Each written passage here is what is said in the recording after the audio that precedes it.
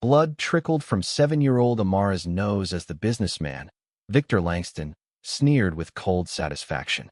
The first-class cabin of the Seattle-bound flight from Dallas fell into a stunned hush. No one stirred except for Nathan Carter, whose imposing frame rose deliberately from seat 2A. 2 decades as a Green Beret had honed him for battle, but nothing could have prepared him for this. The day had begun uneventfully for Dr. Elise Morgan, a renowned pediatric neurosurgeon at Baylor Medical Center, as she navigated Dallas-Fort Worth International Airport with her daughter, Amara. They were en route to a medical conference in Seattle, where Elise was set to unveil a revolutionary procedure that could transform countless young lives. "Mom, will we fly high enough to touch the stars?" Amara asked, her eyes sparkling as she clutched her stuffed bear, Teddy. "Higher than that, sweetheart," Elise replied, squeezing her hand. "We might even wave at the moon." Amara, full of wonder, barely noticed the chaos of the airport, but Elise's phone buzzed incessantly with hospital emergencies she'd delegated to colleagues. This trip was a rare chance to bond with her daughter, who too often shared her mother with critical patients. At the gate, a surprise awaited. "Dr. Morgan, we've upgraded you and your daughter to first class due to your frequent flyer status," the agent said warmly. Elise, who always prioritized hospital budgets over personal comfort, smiled gratefully. "That's very kind. Thank you." As they boarded, Amara skipped down the jetway, buzzing with excitement. "Do we get fancy snacks in first class?" she whispered. Elise chuckled. "Maybe, but remember, inside voice, best manners." Amara nodded solemnly. "I'll be super polite, like at Grandma's tea parties." In the gleaming first-class cabin, Elise settled Amara by the window in seats 2B and 2C. Across the aisle, Nathan Carter, a rugged man in civilian clothes, gave them a polite nod before returning to his novel. His alert posture hinted at military training. The calm was shattered when Victor Langston, a 60-year-old executive in a tailored Navy suit, approached row 2. His Rolex gleamed as he glanced at his boarding pass, then at Elise and Amara with unveiled contempt. "You're in my seat," he snapped, though his pass clearly showed 2D. "I believe we're in the right seats," Elise said calmly, showing her boarding pass. Victor's jaw tightened, but without apology, he slid into 2D, immediately pressing the call button. A flight attendant, Sarah, appeared. "How may I assist you, sir?" Victor didn't lower his voice. "I need a new seat. This arrangement is unacceptable." Sarah glanced at Elise and Amara. "I'm sorry, sir, the flight is full." Victor's eyes narrowed. Surely someone in economy would appreciate an upgrade. Sarah's smile was strained. "Company policy doesn't allow seat changes after boarding without cause." Victor huffed, erecting a laptop barrier between himself and Elise. Nathan, watching silently, sensed trouble. He'd seen that look of disdain before in war zones, from men who viewed others as lesser. It reminded him of his childhood friend Malik, unfairly targeted by a teacher for his skin color, while Nathan, who'd broken the same rule, was ignored. That memory had driven Nathan to a career defending the defenseless. As the plane taxied, Victor muttered loudly enough to be heard. "First class isn't what it used to be. They let anyone in now." Elise tensed but focused on buckling Amara's seatbelt. "Mom, why's that man so mad?" Amara whispered. "Some people just have grumpy days," Elise replied, masking her hurt. At cruising altitude, Sarah began beverage service. Victor demanded a whiskey without looking up. When she reached Elise and Amara, her smile warmed. "What can I get you ladies?" "Orange juice, please," Amara chirped. "Water for me," Elise added. Victor scoffed. "Orange juice in first class? Absurd." Nathan noted Elise's clenched fists, a mother shielding her child from hostility. Turbulence hit suddenly, the seatbelt sign dinging as the plane jolted. Amara's juice launched from her tray, splashing Victor's suit and laptop. "Oh no," Amara gasped. Victor's face twisted with rage. "You little menace," he roared, leaping up despite the seatbelt sign, juice dripping onto his polished shoes. "I'm so sorry," Elise said, grabbing napkins.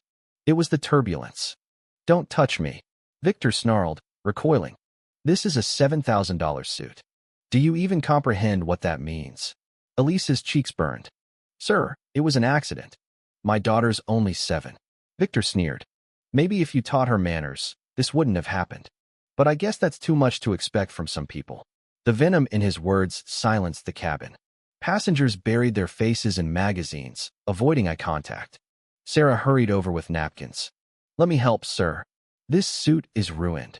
Victor bellowed. "I have a board meeting after we land. What am I supposed to do now?" Nathan's jaw tightened. He'd seen this before: powerful men abusing their status, bystanders enabling through silence. Amara's lip trembled. "I didn't mean to," she whispered. "Well, you did, didn't you?" Victor snapped. "And now I'm soaked." "Please return to your seat, sir," Sarah said weakly. "Not until I'm compensated," Victor demanded. "That laptop might be damaged to thousands in losses." Amara began to cry, curling into her seat. "Look at her, crying now," Victor muttered. "Always playing the victim when they mess up." Elise's eyes blazed. "What do you mean by they?" Victor smirked. "You know exactly what I mean." Amara, wiping her tears, pulled Teddy from her backpack. "I'm sorry, mister. Maybe Teddy can cheer you up. He helps me when I'm sad." She held out the bear, a child's peace offering. Victor's face twisted with disgust. "Keep that filthy thing away from me," he snarled, slapping her hand so hard Teddy flew down the aisle. Amara fell back, crying out in pain. "Don't touch my daughter," Elise shouted, wrapping her arms around Amara. "She touched me with that rag," Victor countered. "I want them out of first class."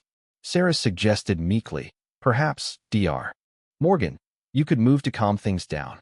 Elise stared, incredulous. "You want us to move because he's aggressive toward a child?" The argument escalated until Victor, enraged by Amara's quiet sobs, struck her across the face with a closed fist. Blood spurted from her nose, staining her shirt. The cabin froze. Victor smirked, unrepentant. "You hit my baby," Elise screamed, her doctor's instincts kicking in as she pressed a napkin to Amara's nose. "She invaded my space," Victor declared. "I have a right to defend myself." Nathan rose, his movements deliberate. In 3 seconds, he crossed the aisle, securing Victor in a restraint hold painful but invisible. "What are you doing?" Victor gasped. "Someone who assaulted a child in front of witnesses," Nathan said calmly. "Sit down and stay quiet until the police arrive." The cabin erupted. Passengers recorded. Sarah called the captain, and the co-pilot emerged. "This man struck my daughter," Elise said. "I want him arrested." Victor claimed self-defense, but the captain, seeing Amara's bloodied face, declared, "We're diverting to Portland. This is a security incident." In Portland, police boarded, and Nathan released Victor, identifying himself as a Green Beret who'd restrained an active threat. Victor's claims unraveled as passengers, emboldened, shared videos and statements. He was arrested for assault, but within an hour, his connections secured his release. Threats followed. Anonymous calls warned Elise her career and family were at risk if she pursued charges. Nathan rallied his old team, former Green Berets with expertise in intelligence and security. They uncovered Victor's history, 5 buried assault cases, all silenced with NDAs. At the Portland courthouse, Victor's high-powered lawyers painted him as a victim of defamation, but his courtroom outburst lunging at Elise with threats sealed his fate. The judge bound him over for trial, revoking bail. 6 months later, Elise launched the Amara Morgan Foundation, advocating for trauma victims. Victor was convicted, his empire crumbling under public scrutiny. Amara, healing through therapy, spoke at a school event. "Bad things happen, but brave people can help you if you tell your story." Would you have stayed silent like most passengers, or acted like Nathan? Should Elise have taken the settlement to protect her career? Can wealth ever justify evading justice? Share your thoughts, like, and subscribe for more stories of courage and accountability.